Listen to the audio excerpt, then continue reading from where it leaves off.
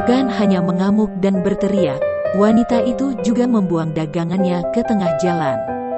Diduga, tindakannya itu lantaran kecewa karena barang-barang dagangannya tak kunjung laku. Dalam postingan rekaman video itu, sang pemilik akun meminta pada 593.000 pengikutnya untuk memberikan informasi mengenai lokasi keberadaan si ibu. Dikabarkan, rekaman video menyayat hati itu diambil di kawasan kota Jombang, Jawa Timur. Dalam tayangan video viral tersebut, terlihat seorang wanita berkerudung panjang duduk di atas jalan. Di antara kendaraan roda 3 dan roda 2 yang sedang parkir di sisi kiri badan jalan. Wanita yang diduga merupakan seorang ibu itu lalu ngamuk dan berteriak menawarkan barang dagangannya pada pengguna jalan yang sedang berlalu lalang.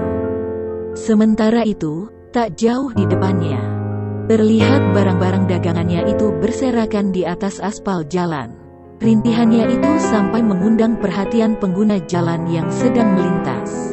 Meski begitu, hingga berita ini diturunkan, belum diketahui bagaimana nasib dari ibu tersebut. Rintihannya itu sampai mengundang perhatian pengguna jalan yang sedang melintas. Meski begitu, hingga berita ini diturunkan, belum diketahui bagaimana nasib dari ibu tersebut.